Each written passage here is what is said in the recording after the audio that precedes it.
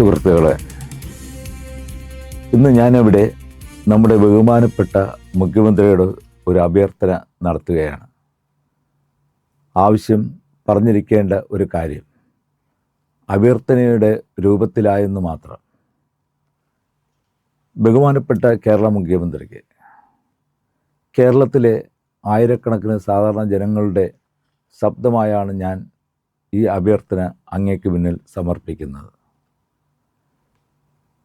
Iran Israel യുദ്ധകാലത്ത് ആഗോളതലത്തിൽ ഇന്ധനവില വർദ്ധിച്ചു.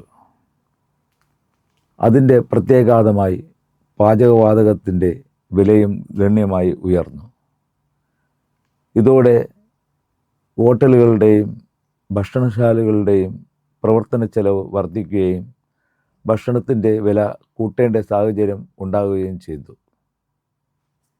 അന്നത്തെ സാഹചര്യത്തെ ജനങ്ങൾ മനസ്സിലാക്കുകയും പ്രതിഷേധമില്ലാതെ അത് സ്വീകരിക്കുകയും ചെയ്തു. എന്നാൽ ഇന്ന് സാഹചര്യം മാറിയിരിക്കുന്നു. ഇന്ധനവിലയിൽ സ്ഥിരത വന്നിരിക്കുന്നു.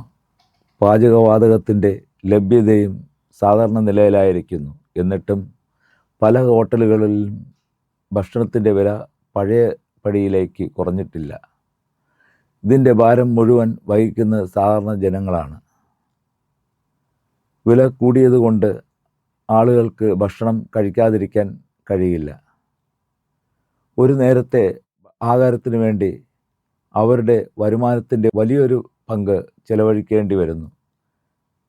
ജീവിത ചെലവ് കുതിച്ചുയരുന്ന ഈ കാലഘട്ടത്തിൽ കുറഞ്ഞ ചെലവിൽ ഭക്ഷണം ലഭ്യമാക്കുക എന്നത് സർക്കാരിൻ്റെ സാമൂഹിക ഉത്തരവാദിത്വമാണ്.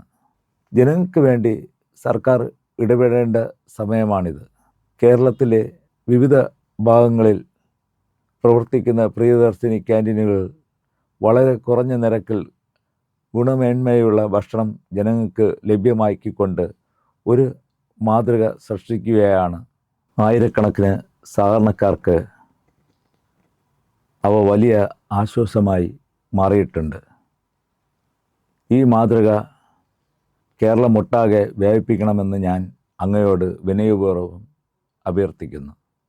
ഓരോ ജില്ലയിലും, ഓരോ മുനിസിപ്പാലിറ്റിയിലും, ഓരോ കോർപ്പറേഷനിലും, ഓരോ പഞ്ചായത്തിലും പ്രിയദർശിനി ക്യാൻറ്റീനുകൾ സ്ഥാപിക്കണം.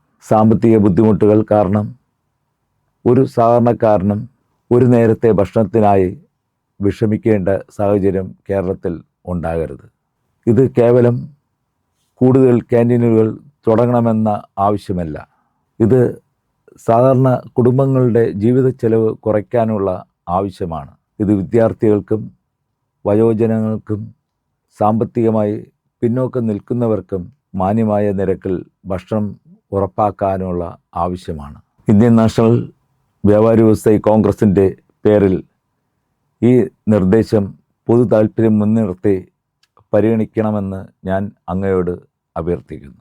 താങ്ങാനാവുന്ന വിലയിൽ ഭക്ഷണം ലഭിക്കുക എന്നത് ഒരു സാമ്പത്തിക വിഷയം മാത്രമല്ല, അത് സാമൂഹ്യ നീതിയുടെ വിഷയമാണ്. കേരളത്തിലെ എല്ലാ ജനങ്ങൾക്കും കുറഞ്ഞ ചെലവിൽ ഗുണമേന്മയുള്ള ഭക്ഷണം ഉറപ്പാക്കുന്ന ഈ ജനക്ഷേമ മാതൃക സംസ്ഥാനമൊട്ടാകെ നടപ്പാക്കാൻ അങ്ങ് മുൻകൈ എടുക്കുമെന്ന് ആത്മാർത്ഥമായി പ്രതീക്ഷിക്കുന്നു.